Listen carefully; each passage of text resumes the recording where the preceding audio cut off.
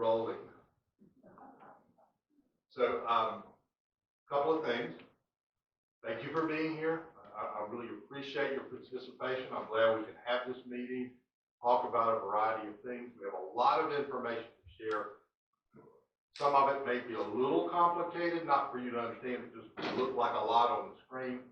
And so, we can address that to the extent possible. Our goal is to try to wrap up in about 45 minutes, which will allow about 15 minutes per question. We do need to keep this to 1 hour. But, so there will be an opportunity at the end, hopefully, for a few questions. We only got 2 questions in the first meeting, so just a heads up. So the second thing is, thank you for your compliance with masks and our seating arrangements. As all of you know, we still have restrictions with regard to trying to maintain a virus-free environment. So we still try to adhere to masking and social distancing whenever possible. So we appreciate your cooperation with that. That was the third thing. You're going to find that I'll stop because I can't remember what I'm supposed to say next. I have notes and slides and stuff, but this was just our opening comment.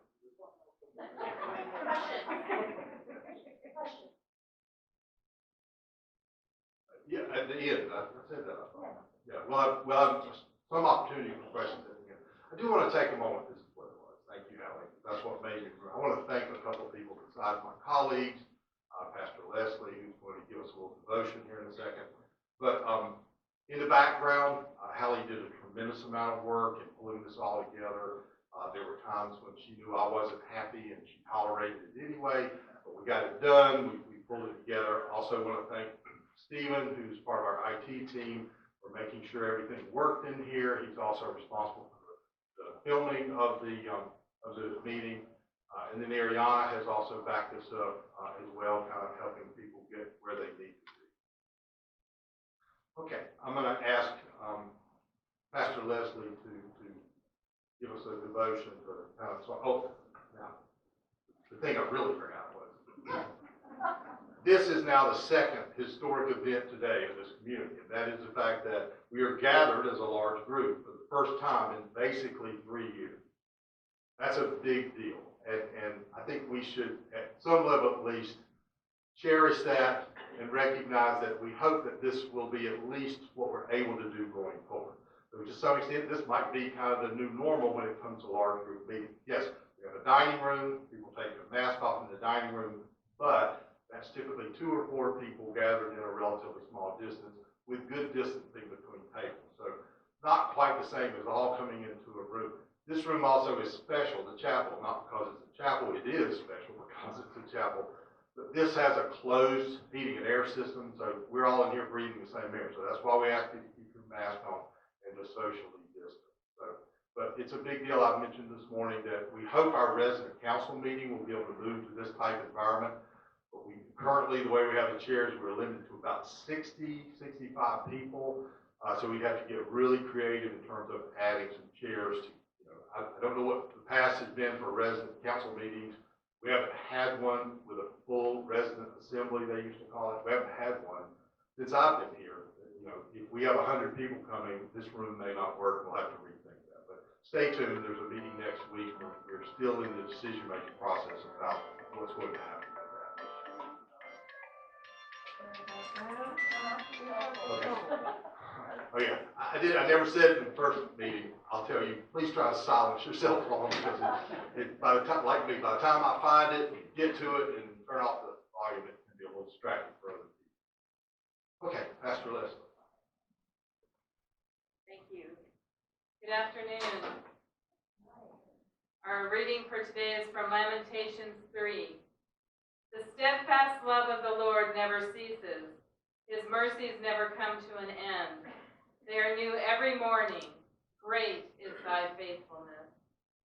This verse from Lamentations reminds me of us of God's unfailing love and mercy. God's goodness that sustains us and keeps us mindful of what we do and who we respond to the things in our lives that causes us difficulty. Mercy is something we don't talk about very often, but it is a necessary part of our lives.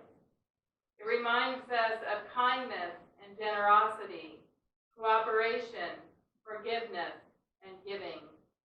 It keeps us mindful of how we respond and how we treat one another, too. Mercy was the topic of our worship this past week in the Health Center. Kristen, one of our resident engagement staff, told the story of her son when he was about 6 years old. Apparently, he had done something that was unacceptable to the household, and Kristen said to him, "You cannot have dessert tonight." Her son immediately broke down crying and said, "But Mom, where is the mercy?" Mrs. McElbree says there is always to be mercy. And Kristen shared that this outcry from her son changed her discipline to show him that indeed mercy is a good thing. We are living in a time when mercy doesn't take the lead. Indeed, we are exposed to the opposite of mercy, aren't we? We see all the manner of negative messages in our world, and we are left bereft from the negative outcome of most situations. Our world is hurting, and we are hurting along with it. This scripture from Lamentations speaks to us of the love we have from God, calling it steadfast, and reminding us that God's mercies never come to an end. It says, "They are new every morning." This gives us courage. It lets us know that we are not alone in our daily living, that God's presence in our lives is constant and not fleeting. And with that, this promise, we are strengthened to do the work that God calls us to do with a sense of cooperation, integrity, and compassion. Let us pray. God of mercy, love, and compassion, you come to us with mercies that arrive to us new every morning. Your presence in our lives sustains us and we give you thanks for the ways you make yourself known to us. Be with us as we gather today. Your mercy sustains us. For this and for so much more, we give you thanks. Amen. Thank you, Pastor Leslie. Yeah, I think we can go ahead and turn at least one of those. You're letting that dark here. Sorry, we're trying to adjust the lighting so you all can see it. There's a lot of information. I can go ahead and tell you I won't remember everything I said this morning, so feel free to watch the lakeside version of this meeting. There was good information that came out of that, but I'll just ask or solicit from my colleagues that are here, if you think of something I failed to say, please let me know. I did hear from one of our residents as we were coming in that we want to be sure everyone understands that this discussion is about monthly service fees. It doesn't have anything to do with the entrance fees that you pay or that other people will pay when they move in. That's a separate discussion of how those are determined. This is about the monthly service fee. So let me give you just a general overview so you sort of keep up with all that we want to talk about. The first thing is I'll make some introductions. I'll set the stage for what we're going to do today. The second thing is that we will first talk about kind of the financial situation here at the Hearthstone. There's been a lot of rumors, and that's fine. If you want to know the accurate truthfulness of our financial situation, you can ask me, you can ask Jack, talk to any member of our board of trustees. The third thing is that we will talk about a solution to our current situation. Then, of course, we will dive deep into how we developed our market pricing. When you hear the word market, think about people on the outside that are looking to move to the Hearthstone. Basically, they've been called street rates or market price or what we charge a new resident coming in. In contrast to that, we will also talk about the variance approach we took this year in determining increases. And I'll talk about why that is and why we made that decision to do that. And then lastly, as we close, I have some final comments, and then hopefully we'll get to time to ask a few questions. I will preface that by saying This is not an open forum. For those of you that were at the last resident council meeting, that was an open forum, and it was a tough meeting for my staff and I. That's not what this is. When we ask for questions, the questions should be pertinent to the information that we've provided here. Hopefully that makes sense. You can understand that. Otherwise, we could be here. There's one microphone. Look. There it goes. There's one microphone that just on its own decides to not work anymore, and I apparently have that one. Let me switch with that one over there. Sorry, a little technical difficulty.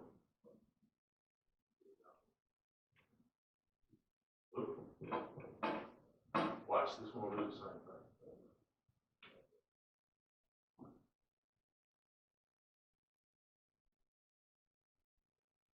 So, as I worked with the team to plan for today, is that one working?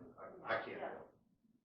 We developed a theme as such of kind of what we want to get accomplished today. And that theme is working together, not just us, you and us, to ensure the long-term financial sustainability of the Hearthstone.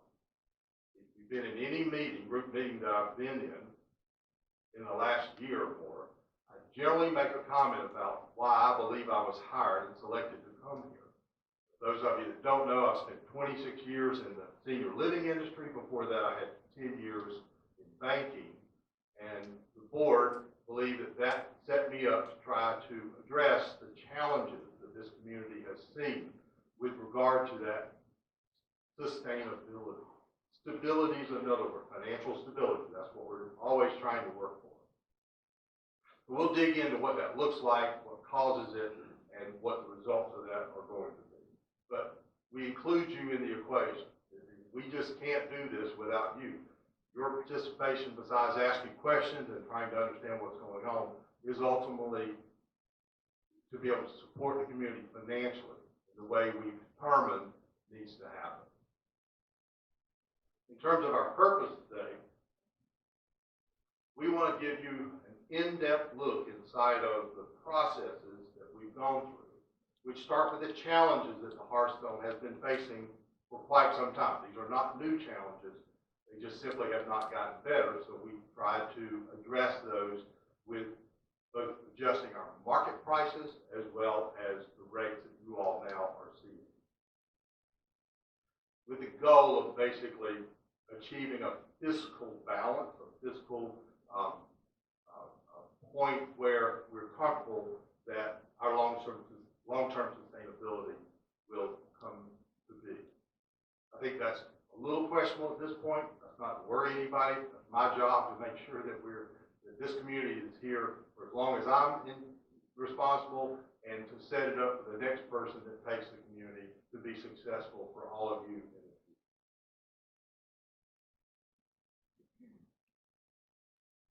I want to introduce a couple of people, but first to pass along apologies from Lee Coors.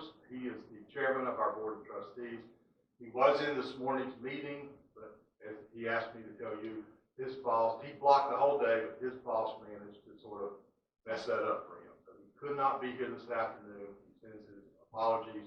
We can help you reach him if you have a specific question for him. But he was here this morning's meeting. I was hoping he'd be here this afternoon. Such is not the case. Hopefully all of you by now know my name. I'm Reggie. I'm the Chief Executive Officer. With me on the stage is Jack McKittrick, our Chief Financial Officer. Jack, if you don't know, works for us in not really part-time. I know he thinks about the community all the time, but because he lives in St. Louis, Missouri, and because he is able to work remotely and come here frequently, we're very fortunate to have his level of expertise for in terms of how we can set him up as an employee in that arrangement. We also have Jill Boltman. I think most of you know her. She is our current director of sales, doing an outstanding job. Much of what you hear today will come from her experience and comments over the course of the last year or more. Not on stage, but as a part of this, Ariana has about a 7-year history. And she's been able to help guide me and Jack as we've looked at kind of how we got to where we are today. My favorite slide. So I want to offer an apology, and this will make sense, I hope.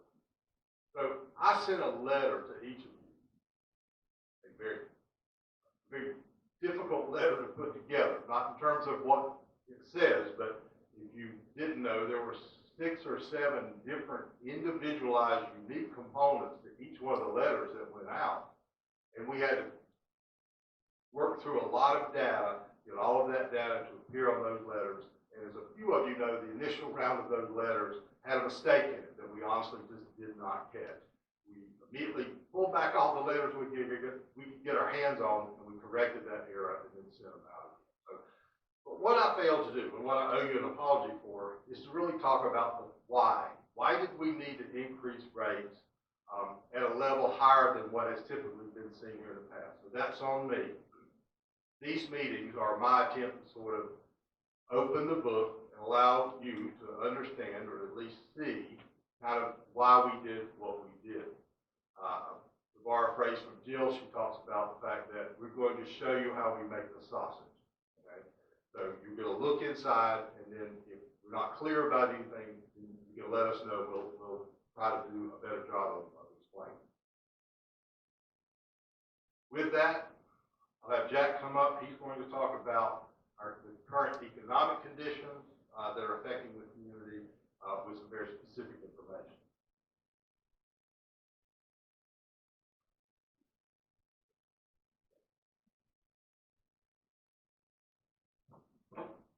All right, can everybody hear me?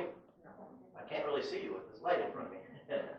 All right, I'm Jack McKittrick. I'm the CFO, and I'm going to go over the current economic conditions.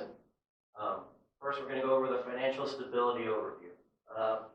Financial stability is the ability to attain prudent balance of revenue and cost. The cost of the operating costs at the Hearthstone have been increasing in the years, as evidenced by increase in labor and other operating expenses. Moving on to the next slide.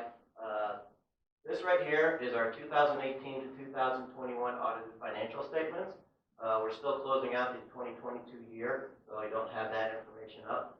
The first chart you see, net assets, that's the net worth of a company. And you can see where the Hearthstone is at. We were going up from 2018 through 2020, and then 2020 to 2021, that's starting to go down. The trend line, the dotted line here, is going up, but 2021 and 2022, we're starting to see a decline here. And I'll go into more of that. Our current assets right now, you can see we were kind of increasing up, but we started to decrease down as well. And you can see the trend line from there. Part of that on the current assets is our investment portfolio has taken about a 20 to 25% dip over the last year. And if you have a portfolio, you'll understand that as well. Talk with your financial advisor. Anything to add, Richard? Okay. Moving on, this is the National Survey of Economics for fee increases. This survey was done by Ziegler Capital Management, and they do a lot of the financing for not-for-profits. And so they put this survey together, and we received it in the end of 2022 is when they put this together. These were the primary drivers from that survey for fee increases when they completed this. Biggest one, labor and wages. 186 of the participants said this was one of the primary drivers for cost. The other one is inflation. We all know, I'll discuss that a little bit more, but inflation has been going up over the last year, and then food costs. And you can see the other ones as we go through there as well.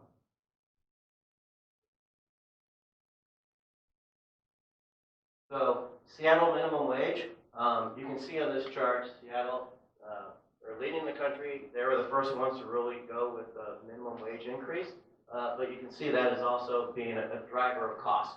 As you can see, 10 years at the 44% growth, but over the last 5 years, that cost for minimum wage has gone up about 30%. That is also factoring in, as you increase minimum wage, it's driving and pushing up labor costs for other departments and other staff as you go forward from there. This is the CPI. This is a national, basically over the nation. You can see, as you know, at one point we were running below 1. in about a year and a half ago, and you can see this is probably towards the end of last year, where their CPI has gone up to 9. So we were at 1 or less, but now it's moved up to 9. And this is kind of the driver for inflation right now, as we're going through this. This is another slide that we pulled from the survey, from the Ziegler survey, and this is basically the monthly increases that have been going on over time. We thought this was a good slide for you guys to see. This bottom row, the average, you can see from 2014 all the way to like 2021, we're averaging right around 3%. As you go forward in 22 and 23, you can see that average is kicking up a lot, 4.7% to 5.3. Minimum, 0 across the board. The maximum was kind of hovering between 5 and 7%, but in 2020 through 21, 22, that's gone from 12 to 15%. Third quartile, Seattle, the West Coast, is kind of on that third quartile, being on the West Coast. I do have one thing that I forgot about. This right here, Seattle minimum wage is about $18.50.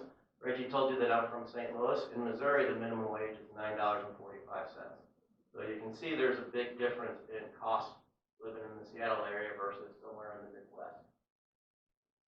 And going back to this, you can see where we have the fees going across and the increase, and why we feel that Seattle area is kind of in the third quartile to the max quartile right now. That's my portion of this.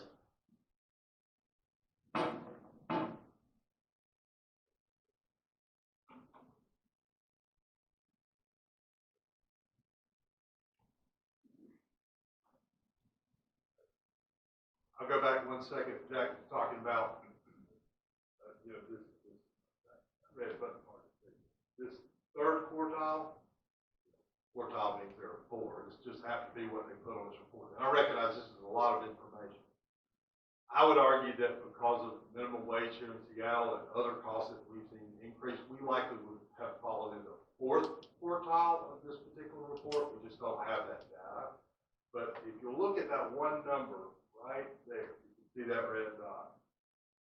On average, among, and I think this was a couple of hundred or more participants in the survey, they're all CCRCs, most of them are also nonprofits like us. You can see that among that group for this year, they plan an average increase of 6.9%. I'll come back to that number later because it's relevant to our discussion today. Okay, so my job at this point is to talk about solutions to that problem. We went back about 10 years, and we did not have, first of all, we don't have the data on rental increases. I'm sorry, but those ahead of me didn't really leave us a trail of breadcrumbs to find kind of what has been done in the past. However, we could see that over the course of those 10 years, there have been a variety of increases. They have ranged anywhere from about 3%, so if you got an increase in a given year, it was likely somewhere between 3%, 4%. We did 5% last year, there was 6%. But as just as close numbers of years as about 4 years ago, 2019, we saw what looked like to be a 7% increase. Maybe not everybody got a 7, but as we were checking, we could only do a spot checking. It's a complicated process. We actually have to pull an account for a resident here and look at pages and pages of data to figure out from December to January each year how much their rent grew and look at that percent. But we did enough of it that we felt like we were legitimate to tell you that there has been 7% increases here before. Granted, 10% increases feels like fairly unprecedented. I'll talk about why that is. So lots of questions. We struggled to really figure out what has been done here in the past in terms of developing rental increases for our existing residents. And we really have not been able to determine how it was done in the past. We just see evidence of it based on the amount of increases that were given. Again, typically what we've seen is sort of a global across-the-board increase of a set flat amount, 3, 5, 7, whatever it happens to be. And we could not find any reference to the fact that there was a correlation drawn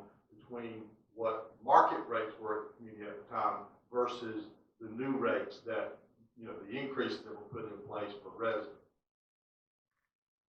We also couldn't actually find any evidence that there has ever been a market analysis done. Just to be clear what I'm talking about, that's where you look at those that are in a reasonable proximity geographically that suffer the same kinds of costs, like Seattle minimum wage and food cost increases, etc., and that are CCRCs and that are, in many cases, nonprofit like us. So we developed a group, and we'll see more about this in a second. But that process was fairly complex. We did that about a year ago, and as you'll see here in a minute, we learned how far our prices, I'm talking about market prices for new residents coming in, we could tell we were significantly below. I suspect that's because over the 1, 2, or 3 years before I came on board, nobody was looking at that. We can't find evidence that anybody ever did a survey. Jill and Ariana were both around during those periods of time. They've never participated in a market comparison study. So this was a first for us about a year ago. So in trying to balance a budget, so to speak, in a difficult financial time, there are really only two levers that you can control. One is you can look at reducing your costs. We have done that. I can assure you that wherever we could find an opportunity to get our costs to the right level, we have done that.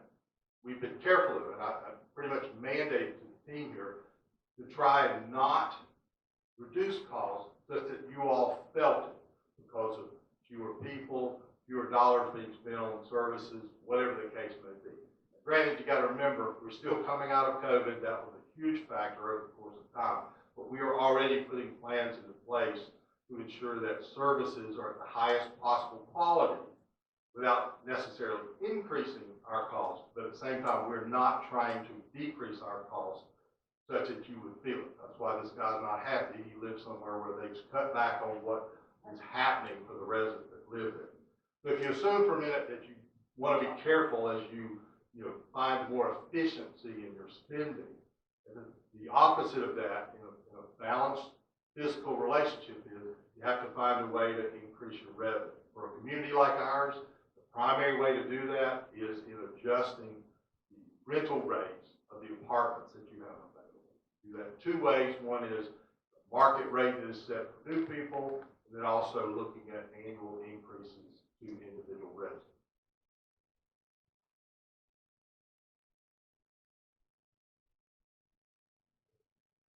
Love this guy. So if you assume for a minute, you take for granted that you saw Jack's presentation, we've had some financial instability over the last 2 to 3 years. And we're trying to correct that. We're trying to bring things back into balance. If you have a situation like that, and you add to that these rapidly rising prices, and not so much this week or this month, but over the course of the last 3 years, we've seen labor costs, which are our absolutely predominant expense.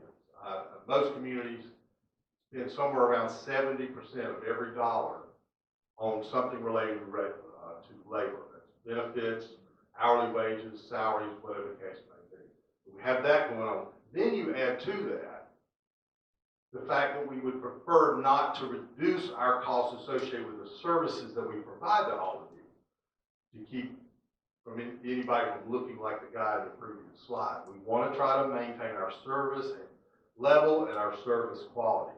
The end result, though, is essentially in this little simple equation, you've got to look for ways to raise revenue. You can either, if you've ever run a business or worked in a business, you know that you can only try to control expenses or try to control revenue. Hopefully that makes sense. So the first phase of this process actually took place a year ago when we developed what we think was the first market analysis for the Hearthstone. I'll talk about how we did this, the process we went through, and some of the details of that process. Again, understand that there are two things we're here to discuss today. One is market analysis. The other is variance to market, which starts with what you all pay every month versus what an apartment would be worth if you were to move out and somebody else moved in, but that's very two different things. So, how do we determine our market rate? First thing we did, as I mentioned, we did a very, what I feel like was a comprehensive market analysis in January 2022. I've never worked in 26 years of senior living. I've never worked in a community that did not at least annually, if not semi-annually, do a market analysis. It's the only way as a business that you know that you're charging the right amount. And that's not just senior living. Any business has to stay aware of its competitors. If your competitors are charging more than you, you're leaving something on the table. If you're charging more than your competitors, you're going to end up with low occupancy or lower sales or whatever the case may be in the business you're involved in. So it's just important to do this touch base. Again, we can't find any evidence that this has been done in the past. So in order to do this, we developed a set of communities that we will consider our competitors. Okay? Those communities, first and foremost, are in the local area. They share the same kinds of rising costs that we have seen here at the Hearthstone. In addition to that, we look primarily at CCRCs, like the Hearthstone, and for the most part, those that were nonprofit. So we tried to do our best to look at those communities that, at least at some level, are comparable. I want to add one thing. That's the last line of that sentence right there. And Jill was quick to point this out to me. Much of the information we have about which communities are our true competitors is based on comments from many of you, as well as many other prospects that are looking to move into our community. By the way, if you haven't heard, we maintain a list of at least 200, maybe 300 people that have given us a wait list deposit like many of you have. The demand for our apartments at the Hearthstone is phenomenal. Never worked anywhere that had a wait list that big. And that's a big part of Jill's job, and Ariana helps support that. Because when we have an apartment come open, we have to go through a very long list of people that have expressed an interest to see if they're ready to move in. If not, we drop down to the next person on the list. But I think it's important to know that we develop these competitive communities largely based on what we've learned through experience. If people come here, we find out where else they shop. If they choose not to come here, we try to find out where they went. And that tells us there's some similarities. The last piece of this is then we compare the Hearthstone to those other communities, and we make adjustments. This is not an apples to apples comparison. There are a lot of things that are different among communities. And many of you have already told me you're concerned with. Well, if you looked at this building, they have this, or they don't have that, or whatever the case may be. So we look at a lot of different kinds of aspects of a given community, and then we adjust our market analysis by comparison. They're $10 and they're newer, shinier, better, whatever, however you want to phrase it. We might adjust from $10 to $9 or $8 or whatever we felt like is a fair adjustment to make for those kind of differences. But that was all taken into consideration. So, this is our competitive analysis. We selected these 5 buildings based on what we know in terms of people that came here and also shopped there, but chose the Hearthstone, and people that shopped here and ended up going to one of these buildings. That was the primary driver. Obviously, there are a tremendous amount of differences in all these buildings, but it's all we had to go with. I can't compare the Hearthstone to a nonprofit CCRC in Utah, because their costs are very, very different. Or in St. Louis, Missouri, their costs are very, very different than ours. So what we took most often into consideration is location. That can take a lot of forms.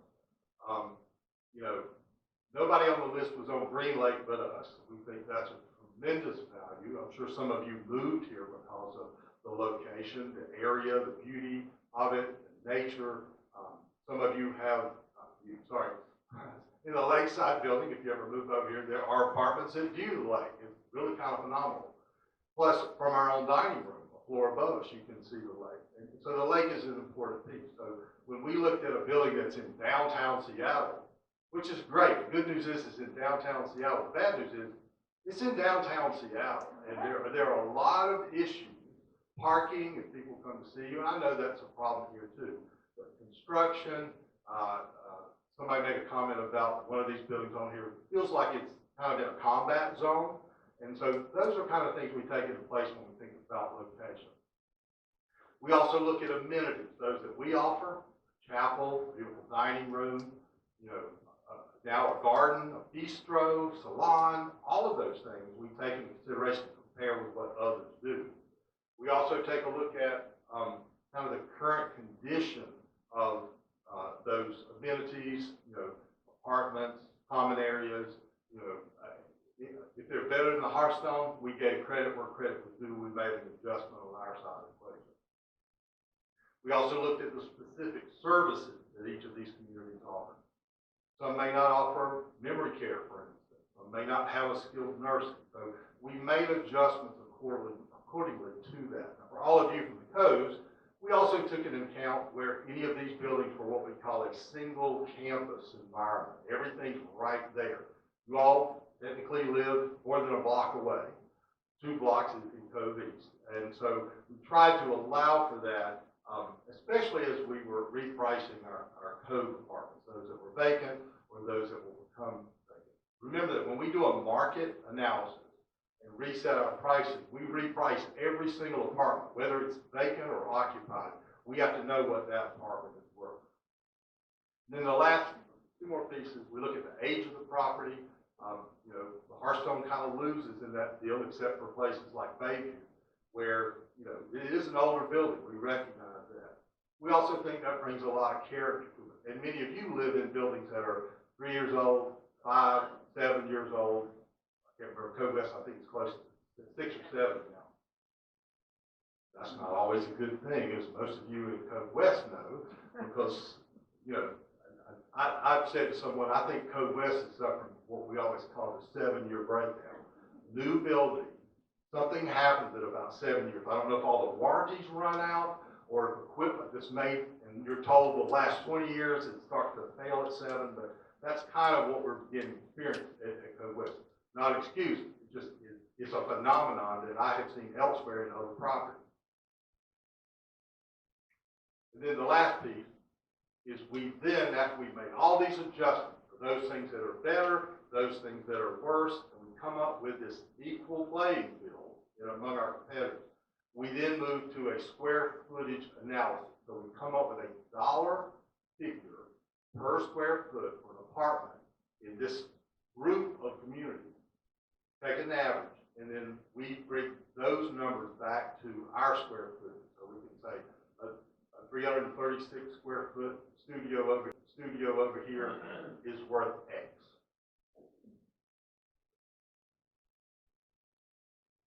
I'm sorry, I get really dry when I talk.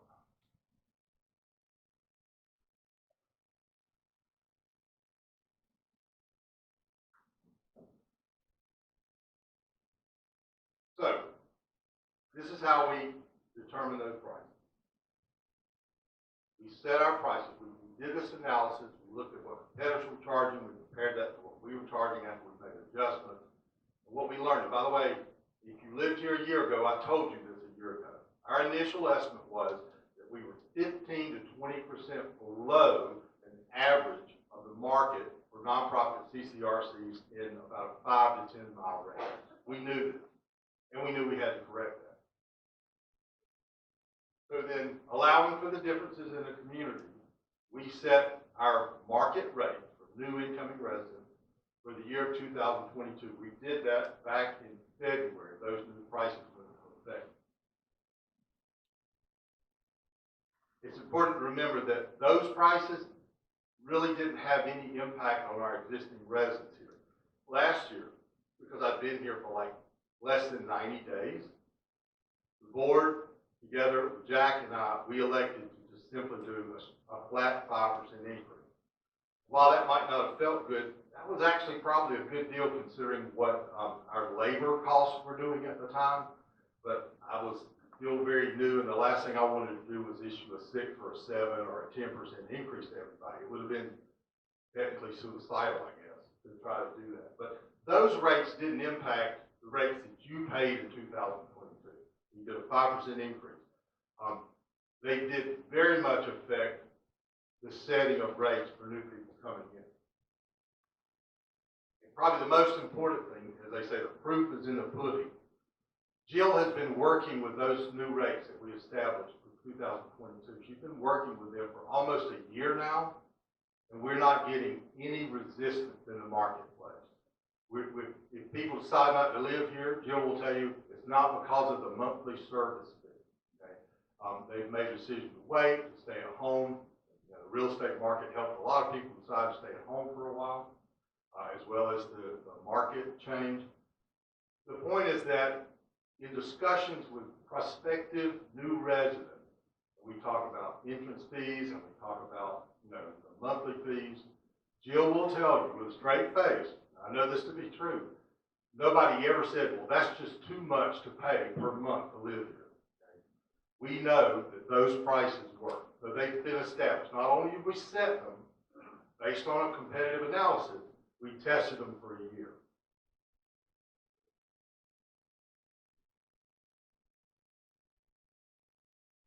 So Jack's going to come now and talk a little bit about the second phase of it. Once we had market prices, we had a basis from which we could get a better understanding of where you all were paid versus what those units were actually worth were out on the open market. So once we did an analysis, and unfortunately that analysis didn't happen until November, but we got it done. And that's what he will show you is what drove the changes, the price increases that all of you have seen.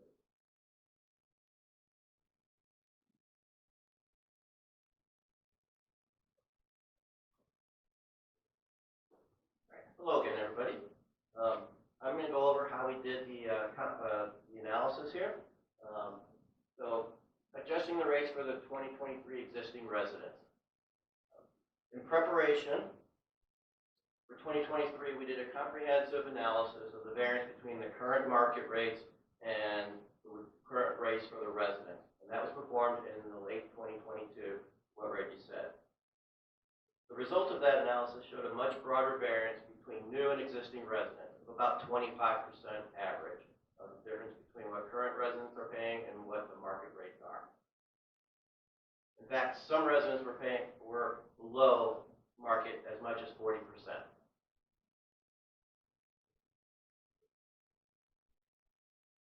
So we then determined to increase the monthly fees would need to be higher than previous years, particularly for residents with large variances to market.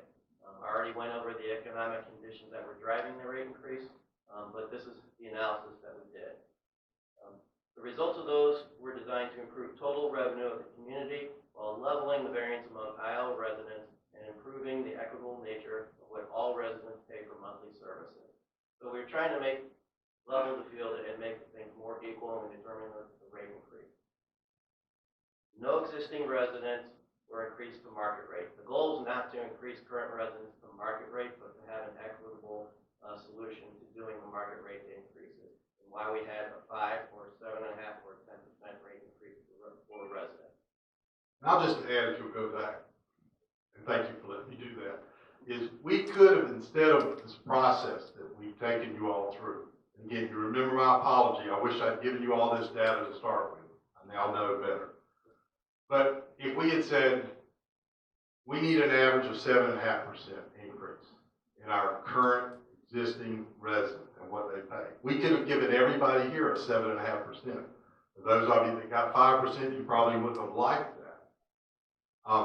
What I will tell you is that 7.5%, we may have caused people to actually pay more than market rate, which doesn't seem fair either. So it was important to us to take an approach where we at least looked at where you are today versus where the market value of the apartment is, and simply try to level that a little bit. The key word there is to create this equitableness among all of the residents here. So our next slide here is a pie chart that shows the lakeside variance to market. As you can see, the first pie, section of the pie is 41%. Our 41 unit apartments were greater than 24%. So they were 24% above, 24% below market rate, yes. So, sorry about that. The next 23, the bottom section, well, looking on the right one, 23 were between 12 and 24% below market rate, and 38 were 12% or less below market rate. The next slide here, here's the average increases based on the pie chart that I just showed you right there.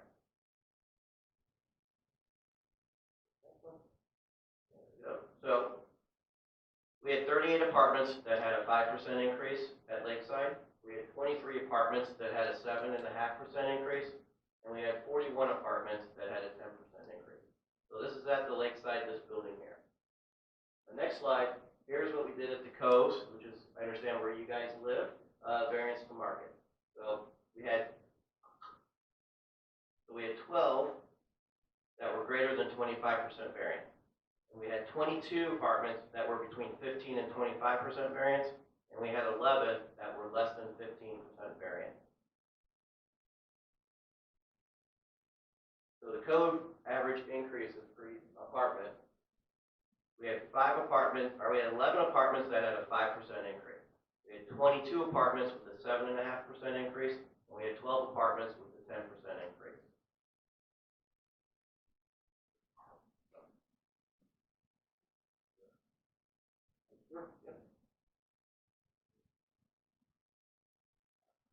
Jack's doing what I did, which is we point this little thing at the screen, but the computer that's listening to this is actually back here where Hallie is. So it gets a little bit confusing at times. But my job is just kind of wrap this up and talk for a little bit about, again, helping you understand the reasoning for the process that we undertook. So we have created a budget for 2023, a budget for all of the costs that we will spend, all of the revenue we expect to come in. That budget was presented to the board's finance committee. Jack worked very closely with the chair of that committee. It was a collaborative effort to end up with a budget that we feel like we can satisfy this year. In doing that, when that budget then got presented to the full board, it included a request that we actually include an average of 7.5% increase. That was the 7.5 I mentioned before. Combinations of 5s, 7.5, and 10. Those were not chosen at random. They were based on the variance between what people are paying and what the apartments were today. And so in doing that, we presented to the board, there was unanimous approval. The minutes of the board meeting will validate the fact that the board supported that decision wholeheartedly. And they know a much greater detail of the financial history of the organization. They knew that when they asked me to come as CEO, and we knew this would not be a painless process for all of you. We understand that. But at the same time, rather than just take that 7.5 and pass it along to everybody here, we tried to look at what people were paying. Because at the end of the day, what it costs to provide an apartment based on the square footage, to provide things like housekeeping and maintenance, to provide meal service, food, to provide transportation and activities, all of these things come into play in terms of what that monthly service fee is for. You'll hear me say rent, you'll hear me say monthly fees, but what we literally call it is a monthly service fee. That is all of those things combined into one. What's interesting is after we made these adjustments and sent those letters, Jack went back and went through all of the residents that lived here when we made the change. We ended up, and you can see this number right in here, at 6.7% average. That's lower than the 7% that was done here about 4 years ago. So it's not like we did this tremendously higher increase across the board. We just took a different approach from what Hearthstone's accustomed to, but quite frankly, the same approach that everybody else in senior living does. They look at the market, they compare it to themselves, They set market rates, and then they look at where their residents are at the time and make adjustments. Let me tell you one of the reasons that's important. Businesses make decisions when they expand. For instance, when we built Cove West, and then when we built Cove East. They also make decisions when occupancy levels are low or declining. And those decisions, and Jill knows this, often translates into reduced pricing, which includes that monthly service fee. So while I can't prove it, it feels like to me, again, I bring 26 years to this equation, it feels like there were some modifications made in pricing without respect to market price, simply to get the community to the desired occupancy level. So I can't prove that. I wouldn't draw out any particular building or any particular person. But I've had this conversation many, many times with individual residents and other work that I've done when they're concerned about the amount of the increase that they receive. By the way, 10% is kind of a ceiling that is established in the senior living industry. Rarely does a company go past 10%. I worked at Merrill Gardens for 10 years. They never went above 10% for any resident. Even if they were 40% off, like some of the people in this building, they would do it 10% at a time, year after year. I want to speak to that for a second, because I know one of the burning questions is, I'm 25% below market. You give me a 10% increase this year. Can I expect a 10% increase next year? And the answer is nobody knows. We don't know what labor's going to do. We don't know what the pricing you saw in the consumer price index is going to do. We don't know all of the factors that will come into play. It's quite possible in December of next year, everybody will get a flat percentage. That seems to be more acceptable here, and that's fine. I appreciate that. But we might do a 3 or a 4 or a 5. But depending upon what happens in the economy of this area as well as the national economy, we may have to take more drastic steps than a basic 3, 4, or 5% increase. Here's my promise to you. I forgot to tell the group this morning this. If we see that train coming, we will let you know. We will let you know how to plan. We won't be able to say your increase will be X, but we will say, looks like this will be another difficult year. We will likely do, increases that may be higher than what you're accustomed to. But it's not my intention to give anybody 2 or more straight years of 10% increases, regardless of the variance you have between the market rate. Here's another thing. Jill and I, this summer, will update that market analysis. We'll call all those competitors, we'll get all the data, we'll make the same adjustments we've done in the past, and we'll figure out, are our market rates right? And usually you can measure that by resistance, which we haven't seen. You can also measure it by occupancy. And in independent living, all 3 buildings combined, we're at 94% occupancy. So clearly the monthly rates are not impacting that. Now granted, I recognize when you move in and you pay interest fee, you make an investment in this organization, you're not really in a position to move out. And I wouldn't want anybody to move out for these kinds of reasons. I get that. But at the same time, as an organization, it's our responsibility to ensure that we're here tomorrow and next year and 10, 20, 60 years from now. That's the goal with what we are doing. I want to add one thing that came up this morning. I doubt it applies to any of you. I don't think any of you have lived here for more than 6 or 7 years or so, those that are Cove West. But we have residents in this building that have lived here for 20, 25 years, and one of the reasons that they saw 10% increases is because of the practice in the past of just doing a flat rate, 3%, 4%, 5%. If you take that approach, and just say, that sounds like a good number, we know what our costs are going to be for next year, let's just do a 4% across the board. When you do that, you don't close the gap any between what people that were paying here before the year 2000 and the difference that they have between what market prices are today. Again, they're receiving the same services that you receive based on the square footage of their apartment, so there's this question of fairness. Here's the crux of the argument. Congratulations, you chose the Hearthstone. And one of the benefits that comes from living at the Hearthstone is our resident assistance program.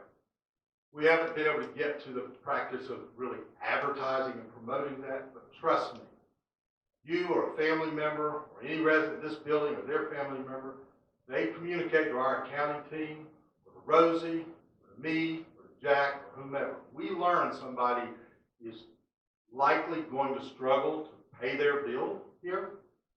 We start talking about our resident assistance program. We have, it has changed, but I think it's currently either 5 or 6 residents for whom we subsidize their rent. When I say we, I'm talking about the Hearthstone, which technically is all of you. So yeah, some tiny little percent of your monthly fee goes to help others. You should feel good about that, because if the roles are ever reversed, you want that to still be there for you. So we are making a conscious effort to really formalize that resident assistance program, and we're getting very near to having a foundation, a nonprofit charitable foundation that will support those individuals that need that assistance. It'll still be the Hearthstone. We won't control it, but the purpose of the foundation is to support the Hearthstone. Not me. To support the Hearthstone both in terms of resident assistance, and if we are fully covered in that area, then those funds will be looked at toward capital improvements or expansion or whatever the case may be. I can tell you that the idea and the desire to have a foundation supporting the Hearthstone dates back almost to the beginning of the organization in the 1960s. We see it listed and talked about in minutes from board meetings 60 years ago. And for whatever reason, it never came to be. When I learned that, I made it a commitment of mine to stay on the process of getting that formalized and in place. And I'm happy to report today that thanks to one of our current board members that joined about a year ago, a guy named Doug Custer, he and I have been working with our legal firm, and we are literally this close to putting signatures on documents that will memorialize and establish this foundation. Once we do that, then we'll look at what it's going to take to operate the foundation, whether we can do that among the Hearthstone leadership team, whether we'll need to hire somebody. But there will be this conscious effort to go out and raise money. We're not going to call all of you, but if you want to give to the Hearthstone, or if you want to list the Hearthstone in your will for a bequest, but we'll go to some of the big players out there in the philanthropic world. And you could name 2 of them, I guarantee you, based on the last names of people that have money from this part of the country. And we believe that we may be a cause or a reason that they'll want to support those residents that lived here a long time and that struggle financially. So there was a concern expressed this morning that there are people worried about being able to afford to live here. And I'm here to dispel that. You do not have to worry about that. You live in the right place. If your ability to pay your monthly fee becomes a challenge, we have your back. It's in writing. It's listed on our website. It's in our collateral materials. The resident assistance program is alive and well. It's very confidential. You may know people that are on it, and you would have no idea unless they volunteered, but I doubt they do.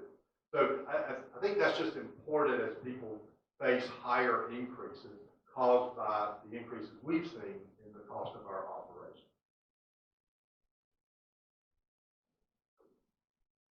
So with that, and the fact that we literally hit 1 hour, we'll take about 10 minutes. You can turn up the back row just so if anybody needs to leave. Yeah, there you go. So we'll take questions. If you have a question, in a moment I'll ask you to raise your hand. We have a microphone. We'll bring it to you. We want the sound of this picked up for the tape that we're recording. And among our team here, we'll do our best to address your questions. I'm going to have to limit it to 10 minutes only because we're already at an hour. And we'll try to get in as many questions as we can. So with that, if you have a question specific to the information that has been provided to you here today, we'd like to know it. I have one over here on Stephen. I got one over here on the far side. Sorry, I didn't mean to point at you. That's what I do it anyway. I can just do like that. This is a quick question relative to the 5 senior living buildings that you compared us to. How many of those are nonprofit or charitable.orgs rather than businesses? Yeah, Bayview is for sure. Skyline. Bayview is, I'm sorry? Bayview is for sure nonprofit. Skyline is for sure not a nonprofit. They're a for-profit. They're all, Joy's for-profit. It sounds like they're all for-profit. Only one. The only one, only Only Bayview. one is for-profit. But excuse me, backing up to that question, then relative to the statements that you were making, it is not the same as what we are with the exception of one. Is that correct? Yeah, their operation is the same, but in those for-profit buildings, yes, they have to push prices because they're paying, stockholders, shareholders, or financing companies, Okay. whatever the case may be. Thank you, that answers my question. Sure. Honestly, I didn't know it. I will acknowledge the fact that I haven't been to any of those. That's on me. But when we did that analysis and we looked at those competitors, I had people go there. I had people research their fees. So yeah, there's an argument that could be made that, well, of course they charge more than we do. The cost of something comes down to what somebody's willing to pay for it. You think your house is worth $2 million, but you can only get somebody to pay you 1.2. Guess what? Your house is worth 1.2. That's the idea. So when we do a market price analysis, we don't necessarily factor in whether or not they're for-profit or not. It's a good question, but the for-profit, that really has more to do with how they operate. I'll add this comment that I shared with the group this morning, and this is now a thing in our board of trustee meetings. Doug Custer, I mentioned, he says this regularly because I said it one day, and he latched onto it. But the reality is, we are a not-for-profit. We are not a for-loss organization. And for the last 3 or more years, we have been in a loss. You can see our financial statements. By the way, the 4 years that Jack had up here, those audited financials are in Touchtown. If you don't use Touchtown, let me, let Jack, let Hallie, Jill Ariana, let us know. We can get you a hard copy of those statements. Okay? But that's the best we could do for the 4 years we're looking at, because 22 is not finished yet. That one right down front here, they're coming with a microphone. I have a question about the variance. You talk about a percentage in variance between an existing resident and a new incoming resident. Now, I know my variance was listed at 29%. So what is the goal in the percentage difference? How close do you aim to have that become? That's an excellent question. I'll offer this because I've been in discussions with families over the course of my career that are concerned about higher increases. And when I tell them that, well, technically we probably should have done this 2, 3, 4 years ago, I always tell them the bad news is you're getting a 10% increase. The good news is we're not going to go back and try to collect all those other years. So the reality is that we don't yet know. We don't have our sights set on trying to get that gap closed. Where do we end up after the increase with Variance? On average, we were at 25%. After that, we were down to 15%. So if you can't hear it, Jack, we started with an average of 25% variance. And I'll define that a little more clearly. This building had an average variance of, this building was 24. Your 2 buildings, in Cove East and Cove West, they were actually at an average of 26%.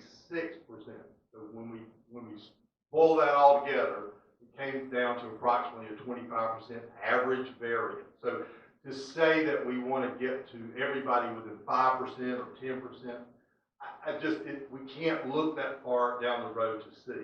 I'm not even sure we will take this approach again in the future. We may just say, in order to meet our balanced budget, we need to give everybody a 7% increase. That could happen next year, let's just say, for instance. And again, if labor continues to rise, other costs continue to rise, 7% may not cut it. We may have to do more than that. Based on the responses we've gotten to this process, which I got to tell you, because I've done it for so many years, it feels like a fair and equitable process, but I understand that it does penalize some people more so than others. But the response to that is, yeah, but you've been paying less, and you volunteered, what did you say, 29% below market.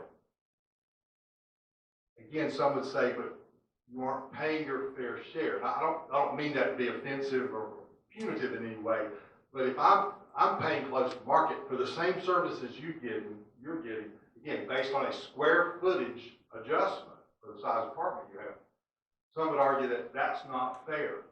But again, we're not getting pushback on our market rates. People are coming to us, we're giving them those new market rates for their monthly service charges, and we aren't seeing a resistance to that. So I wish I could look in a crystal ball. I have one, it just doesn't work.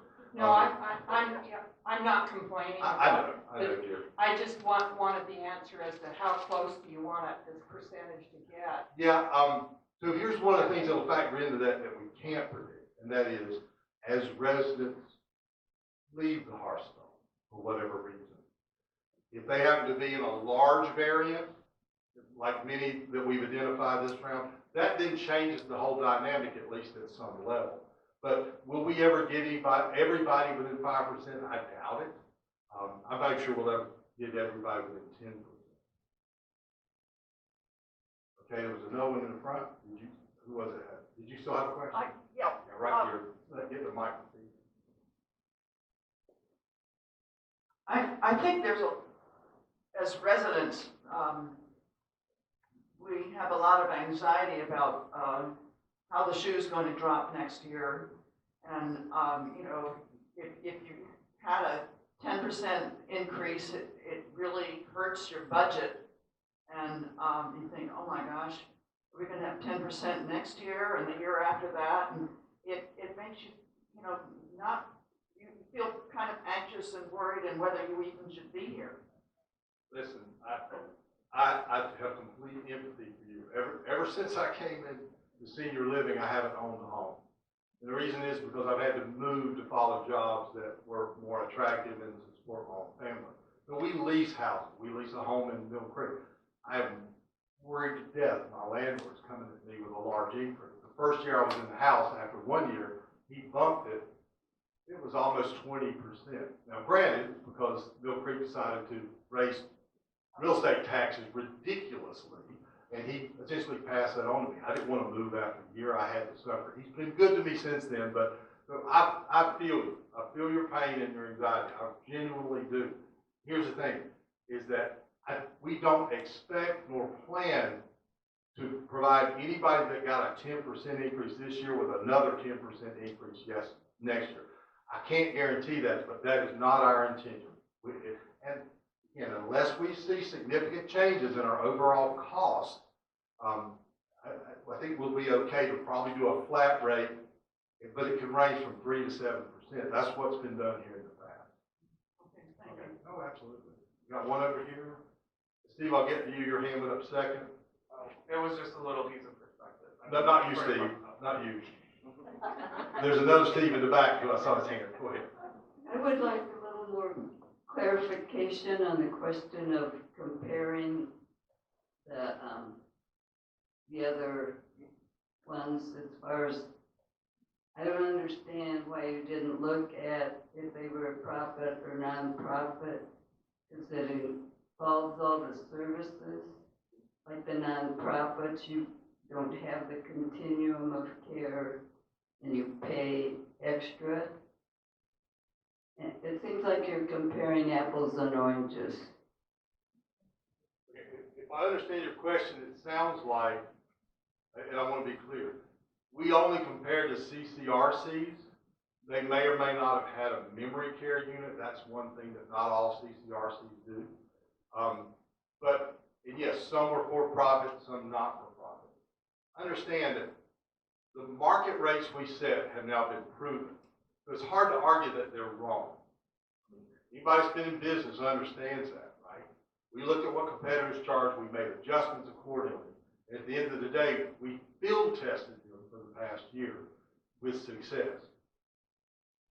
But I'm not saying to residents here today that we need to get you to that rate. We are simply trying to, remember some of those early slides with the scales that were off balance and the need to add pennies to the stack of revenue. We're just looking for ways to support the growth of revenue in the community.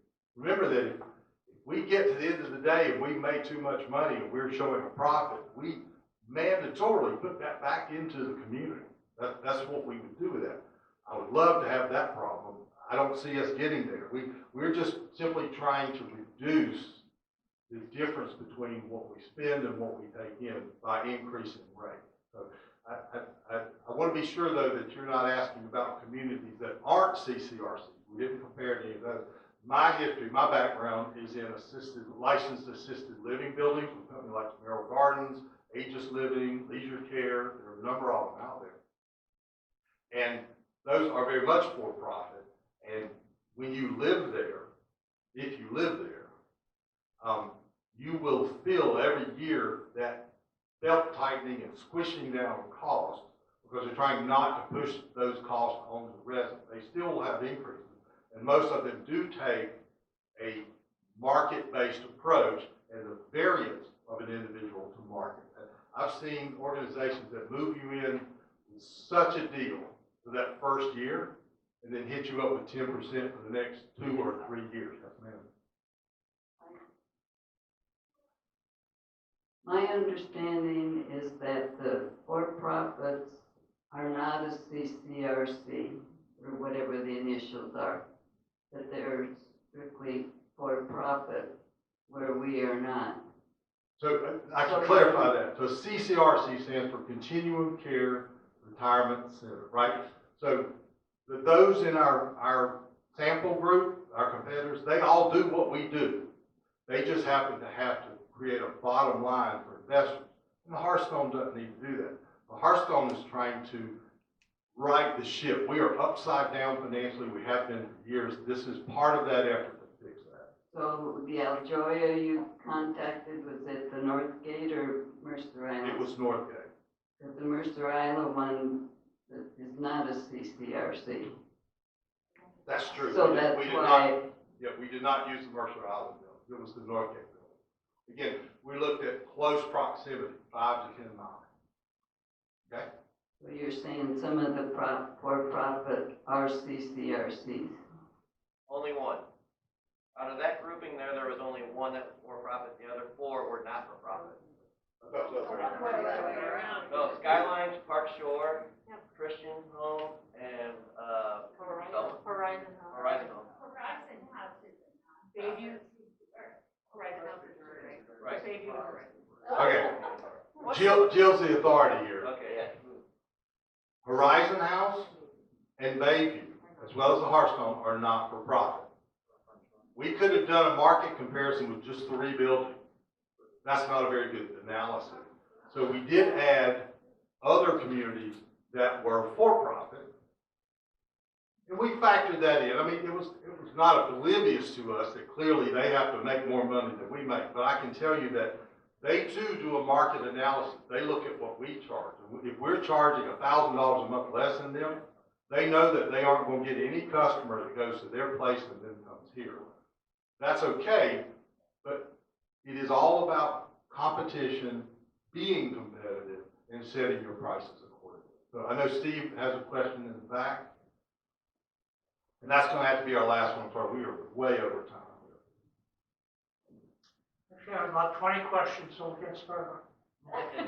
First of all, I'd like to thank you for this meeting today. I think one of the issues that's concerned a lot of us is having transparency and communication. So I think this is a good first step in that direction. I hope we can do this on a more regular basis. There are lots of questions we have, and obviously we don't have time for all of them. One thing I would point out is that the cost of living index for this area for the next year is 7.5%. If you've done that, you saved yourself a lot of time and effort in analysis, which I think, from the perspective of some of this, should clearly apply for their entrance fee. And that's really what the market is deciding about, what people are willing to pay. And that's going to depend on availability. It's going to depend on a lot of things that we don't have control of. The actual cost of providing services, I think, is so closely tied to the cost of living that you can make an argument that that's a good way to do it. And I think all of us, as much as we would hate to pay 7.5%, realize when you go to the grocery store, you fill up the tank with gas or anything, 75% is what everybody else is doing. So the other point I would make is that it seems like the board was properly known as a tenant of the state, may have been in past years, and I hope that your leadership and will allow them to be more engaged and hold you accountable to what needs to happen to keep this place flat. So I'll just say thank you for the meeting and look forward to the next one. Thank you for your comments and your compliment. I really appreciate that, Steve. I can't begin to tell you how many hours we put into not only the processes of analyzing market rates, the process of looking at variance between what residents are paying and our market rates, but even just putting this presentation together, it would take me too long to figure out how many hours of all the people that were involved. But I appreciate your acknowledgement of that, and it is my pleasure. It is my job, my responsibility to help people understand what we're doing here. Something else you said I want to address, the last thing you said. Engagement of the board. Right, and what's the word he's using in front of the board? The what? The what about the board? Their engagement, their participation. Thank you. That was the word I couldn't hear, and I apologize. He's talking about the engagement of the board. I completely disagree. I completely agree. Sorry, my tongue's tied. I wasn't here before, but what I can tell is there was something that happened during COVID, and your board of trustees, they did get very much, they got more involved. And I thank people like Lee Coors that was here this morning, and other members of the board like Doug Custard is helping to build the foundation.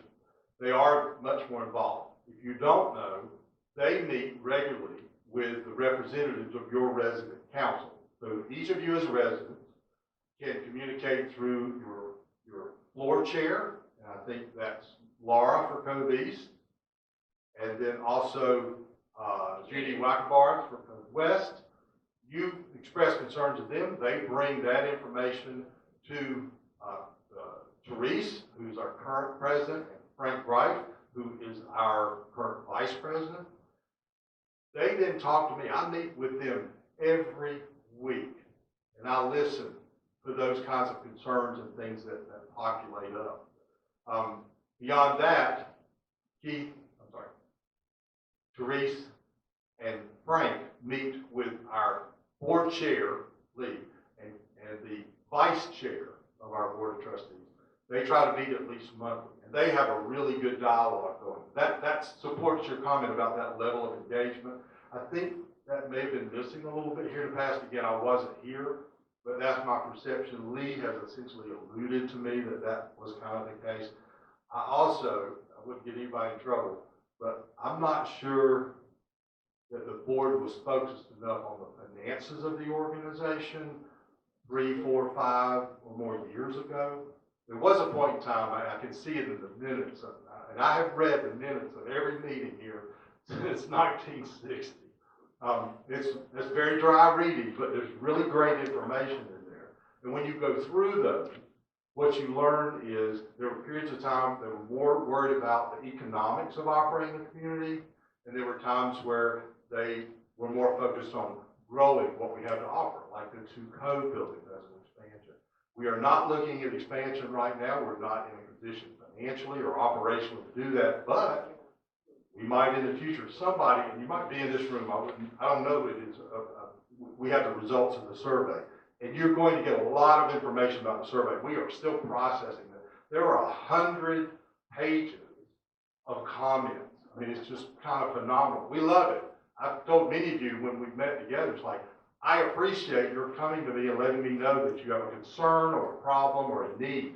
Because if I don't know, I absolutely can't do anything about it. I have to know first. So thank you when you come to me with that, whether you email me, call me, come to see me in my office, or any of the other staff here. We are here to serve you. We're in your house. We work for you. I try to instill that in the staff here, but you have to trust me. I've known this for 26 years, and that comes from 10 years in banking where I knew that whoever was in my office sitting across my desk was paying my salary at some level. There's an old adage about never forget who writes the check in your relationship. And I try to adhere to that every day. So there'll be a lot more information coming, especially about the survey. We've already drilled it down to 3 key areas in each of the buildings. By the way, each building was different in terms of their number 1 priority. You probably know what the priority was in your building, and the word starts with the letter E. And so it was elevators. But in other buildings, the key priority was resident engagement, activities, events, outings, all those kinds of things that we want to come back to post-COVID. That is all happening as we speak. I told the group this morning, our resident engagement staff, I'm going to knock on some wood, is fully staffed. That department is fully staffed for the first time, what, Rosie, in a year? Something like that. They have 7 employees. They are focused on providing engagement, activities, events, outings, all of those things that used to happen here before COVID. They are coming your way, and they're coming quickly. We're very proud of Lance and that team. I hope to include them in the announcements that will come out tomorrow so that you can know, kind of what's going on in that area. We're excited about that. There's a gentleman in the back that I think that's Tim sitting back there. I don't know if it may not be, but we have a new director of our facilities here. If you haven't met, some of you at Coves West met him yesterday. But Tim Alton took over from James Hatch, who was here for 3.5 years. Tim's phenomenal. People are looking. I don't think this is like Tim Alton. It's masked, people. I can't tell who you are just based on your eyes. So, but anyway, if you get a chance to meet Tim, thank him for joining us. He's got a great history with Sodexo. He's been doing what he's been doing. The story he tells is 30 years with the Tacoma School System, 30 years. He retired, and then he went to work for Sodexo, and he's been with him 15 years. So if you do the math on that, I think he was in junior high school when he started working. But we're excited to have him here. But more information about the survey to come. And again, if you have specific questions about this, let us know. But thank you for being here. We appreciate your participation. That will adjourn us for today.